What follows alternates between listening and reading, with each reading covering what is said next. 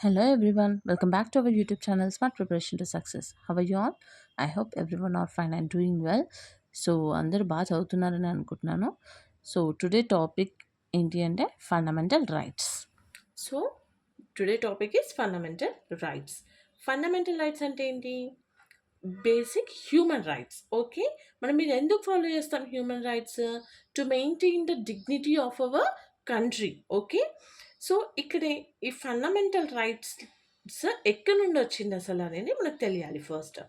So ఇది మన కాన్స్టిట్యూషన్లో part 3 articles 12 to 35 define the fundamental rights. Okay, so ఈ ఫండమెంటల్ రైట్స్ని మేగ్నా కార్ట్ ఆఫ్ ఇండియా అని కూడా అంటారు. అంటే అసలు ఇదేంటి మేగ్నా కార్ట్ ఆఫ్ ఇండియా అంటే 1215 the king of John, England king. Okay, అక్కడ ఏంటి అంటే limited the powers of king and protect the rights of people అనమాట. సో కింగ్ యొక్క లిమిట్స్ ఏవైతే ఉంటాయో అవి తక్కువ లిమిటెడ్గా పెట్టి పీపుల్ యొక్క పవర్స్ వాళ్ళని ప్రొటెక్ట్ చేయడం అనమాట.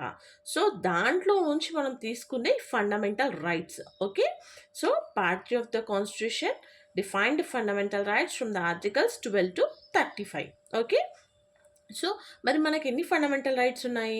ఒరిజినల్గా 7 ఉన్నాయి. ఓకే, బట్ ఇప్పుడు ప్రజెంట్ ఉన్నవి 6. Okay, let's we discuss.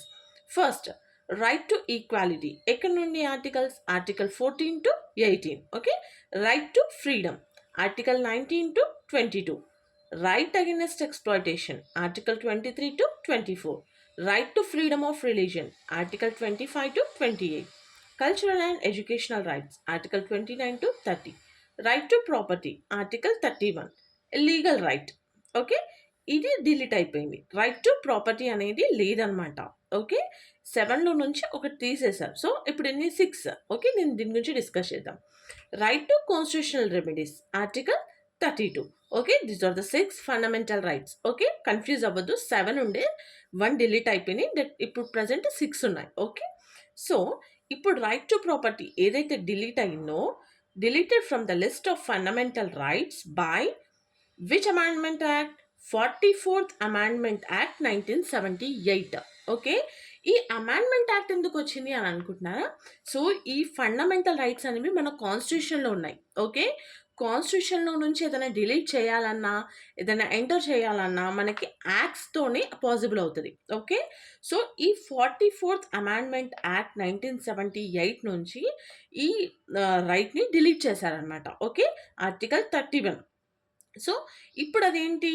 Legal right అనమాట. So according to 300A and part 12 of the constitution defines the legal right. Okay, ఇంతకుముందు పార్ట్ 3 ఆఫ్ ద కాన్స్టిట్యూషన్లో according to the article 31 right to property ఉండే, but ఇప్పుడు అది నుంచి delete చేసి 300A part 12 of the constitution defines the legal right. Okay, so ఇది మన rights, fundamental rights, 6 fundamental rights. Okay, next futures.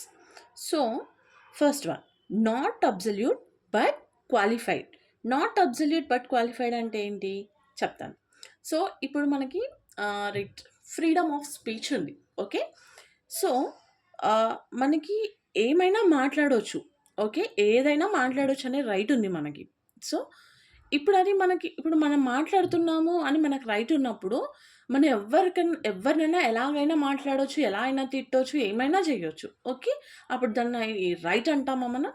So not absolute. Okay, absolute అంటే మనకు ఆ హక్కు ఉంటే మనం ఏమైనా చేయొచ్చు అంట, ఎలాంటి పక్కన వాళ్ళకి ఎలాంటి ఇబ్బంది అయినా కలిగించవచ్చు మన మాటలతోటి. So it is not absolute but qualified అంటే దానికి కొన్ని రిస్ట్రిక్షన్స్ ఉంటాయన్నమాట. అది నేషనల్ సెక్యూరిటీ అంటే ఎవరికి ఇబ్బంది కలగకుండా చేస్తేనే ఓకే అది right. So it is not absolute but qualified. Okay, next justiciable అంటే మనకు అది అన్యాయం జరుగుతుంది అని తెలిసినప్పుడు we can move to the courts. Okay, మనం జస్టిజబుల్, న్యాయం. Next defended and guaranteed by the Supreme Court. Okay, అది ఎవరైనా అది ఫాలో అవ్వకుండా అది ఏమంటారు, ఆ తప్పుదారిన వెళ్ళినా కూడా మనం direct approach to the Supreme Court. Okay, they are not permanent. Parliament అయితే ఇది ఇంకోటి, దే ఆర్ నాట్ పర్మనెంట్ అంటే ఈ ఫండమెంటల్ రైట్స్ అనేవి పర్మనెంట్ కావు. Okay. Parliament can repeal them but only by a constitutional amendment act. మీకు ఇందాక చెప్పాను నేను. ఇక్కడ ఒకటి ఏమంటారు, రైట్ టు ప్రాపర్టీ డిలీట్ అయిపోయింది. దేంతో డిలీట్ అయింది? 44th అమెండ్మెంట్ యాక్ట్ 1978తో డిలీట్ అయిపోయింది. సో మనం ఇక్కడ దాన్ని మోడిఫికేషన్ చెయ్యాలన్నా, దాన్ని ఏం చెయ్యాలన్నా parliament can repeal them but only by a constitutional amendment act. Okay. Next, they can be suspended.